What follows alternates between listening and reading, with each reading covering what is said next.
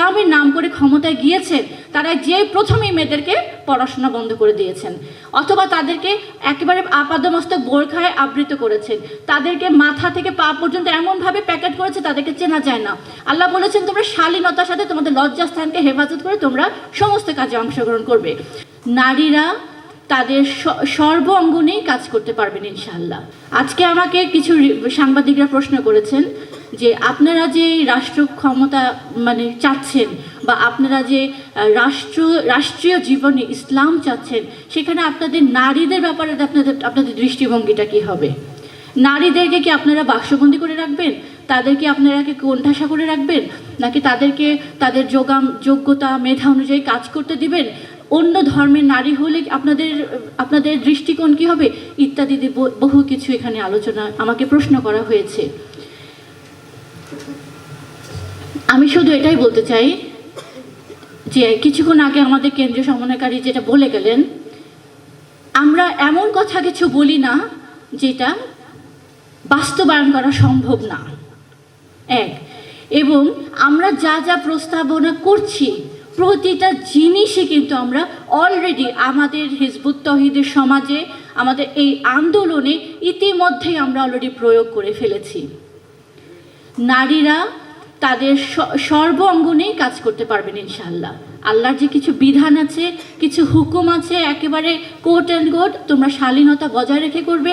তোমাদের পর্দার ব্যাপারে কি আয়াত আছে এগুলো আপনারা জানেন।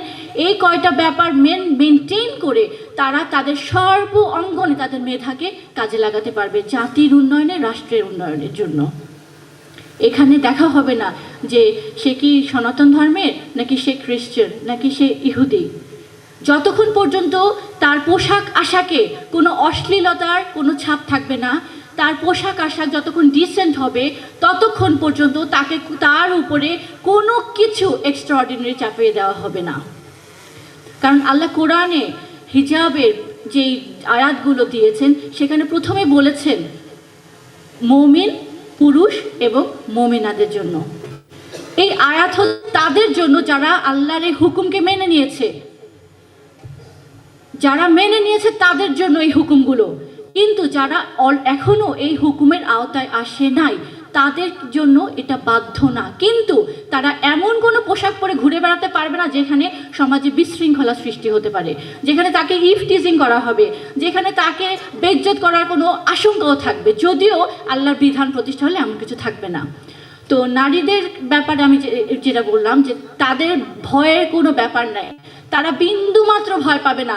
আমি জানি তাদের মধ্যে ভয়ের আশঙ্কা আসছে, কারণ যারা ইসলামের নাম করে ক্ষমতায় গিয়েছেন তারা যে প্রথমেই মেয়েদেরকে পড়াশোনা বন্ধ করে দিয়েছেন, অথবা তাদেরকে একেবারে আপাদমস্তক বোরখায় আবৃত করেছেন, তাদেরকে মাথা থেকে পা পর্যন্ত এমনভাবে প্যাকেট করেছে তাদেরকে চেনা যায় না। তো যারা একটু উদার, যারা একটু ওপেন মাইন্ডেড, যারা আর একটু বেশি চিন্তাশীল ডেভেলপড, যারা আমি বলবো যারা অ্যাডভান্স, তারা সেইভাবে বন্দী হতে চায় না। এবং এটা তো বন্দী হওয়ার কোনো দরকার নেই, কারণ আল্লাহর বিধানে এইভাবে বন্দী হতে বলেন নাই আল্লাহ বলেছেন তোমরা শালীনতার সাথে তোমাদের লজ্জাস্থানকে হেফাজত করে তোমরা সমস্ত কাজে অংশগ্রহণ করবে। তো এইখানে তাদের ভয়ের কোনো জায়গা নাই, কোনো আশঙ্কা নাই, কারণ তাদের উপরে তারা যে ধর্মগ্রন্থে বিশ্বাস করে তার থেকে অধিক কিছু তাদের উপরে চাপিয়ে দেওয়া হবে না ব্যক্তিগতভাবে। কিন্তু রাষ্ট্রীয়ভাবে আল্লাহর বিধান চলবে, এটা তারা অস্বীকার করতে পারবে না।